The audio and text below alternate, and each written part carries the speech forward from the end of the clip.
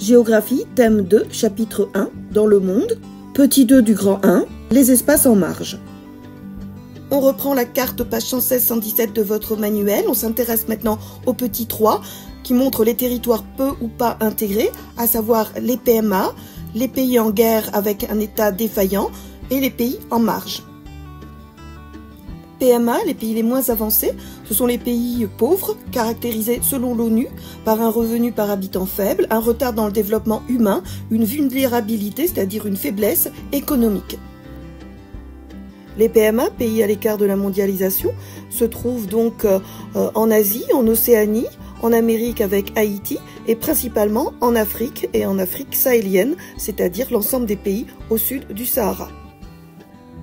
Les PMA sont donc les territoires les plus en difficulté. Ils représentent 21 États en 1971, 47 en 2019, dont 33 en Afrique.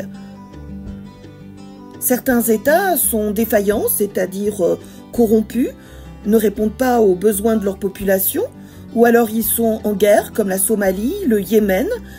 Ils ne parviennent pas à contrôler leur territoire et à s'insérer dans les flux internationaux. On voit bien ici qu'ils sont nettement à l'écart des flux principaux. Certains de ces États arrivent quand même à s'insérer dans les flux internationaux, mais c'est une intégration dans la mondialisation qui s'effectue par le bas, soit à travers des activités illicites, la piraterie, la drogue, soit à travers des activités jugées dégradantes, comme par exemple ici, dans le port de Chittagong au Bangladesh, qui est spécialisé dans le démantèlement de navires hors d'usage. Certains États sont à l'écart des flux mondialisés pour des raisons idéologiques. Il s'agit le plus souvent de dictatures qui rejettent l'influence occidentale, comme par exemple ici, la Corée du Nord. Petit 3, une hiérarchisation multiscalaire. Multiscalaire, ça veut dire à différentes échelles. À l'échelle mondiale, on a 3 grandes aires de puissance, Amérique du Nord et Caraïbes, Europe, Asie-Pacifique. On remarque cependant qu'il y a une inégale intégration des territoires à l'intérieur de ces aires de puissance. Exemple, les États-Unis et le Canada sont mieux intégrés à la mondialisation que le Mexique et les îles des Caraïbes. En Asie, l'Asie du Nord-Est est mieux intégrée à la mondialisation que celle du Sud-Est. À l'échelle nationale, la mondialisation favorise la métropolisation et la littoralisation. La métropolisation, c'est la concentration accrue de la population et des fonctions de commandement au profit des plus grandes villes. Les métropoles sont mises en concurrence. On voit sur ce document qui met en évidence l'intégration des métropoles à la mondialisation à travers différents indicateurs, l'économie, mais pas seulement, la qualité de vie, la recherche et le développement, l'environnement, le rayonnement culturel, l'accessibilité des transports. Et même si toutes ces villes sont des villes globales, Londres, New York, Tokyo, Paris, Singapour, elles ont des performances différentes. Une ville globale, c'est l'expression proposée par la sociologue Saskia Sassen pour désigner les exemples les plus aboutis de la métropolisation. Ces villes globales sont donc au sommet de la hiérarchie des métropoles et dirigent la mondialisation. La littoralisation, c'est le processus de concentration des hommes et des activités sur les littoraux. On a ici représenté les principales façades maritimes au monde, les façades ouest et nord-est des États-Unis, le Northern Range pour la façade nord de l'Europe, la façade Asie-Pacifique. Ces façades maritimes sont constituées d'une série de ports qui se succèdent, les uns proches des autres.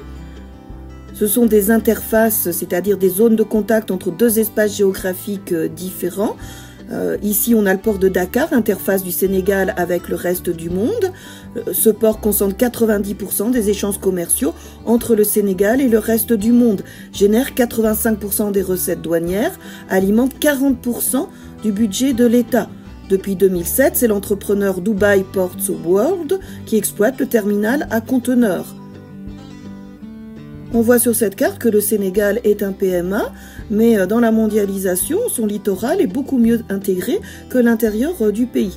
Donc à l'échelle nationale, en général, les littoraux et les métropoles sont bien intégrés à la mondialisation, tandis que l'intérieur du continent, les pays enclavés, sont beaucoup moins bien intégrés dans la mondialisation. À l'échelle locale, l'inégale intégration des territoires se manifeste par la ségrégation socio-spatiale, c'est-à-dire la séparation des populations dans l'espace en fonction de leurs revenus. On a ici un exemple avec la ville de Rio de Janeiro au Brésil, pays émergent.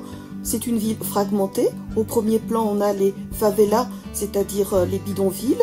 Au second plan, on a d'une part le quartier chic d'Ipanema avec des villas et des immeubles, et puis la plage chic de Copacabana, ouverte au tourisme mondialisé.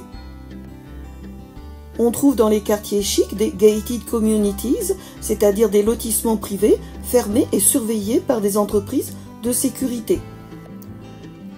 On a ici un exemple au Canada, ce sont des quartiers dont la population est bien intégrée à la mondialisation, au contraire de celles qui habitent dans les bidonvilles.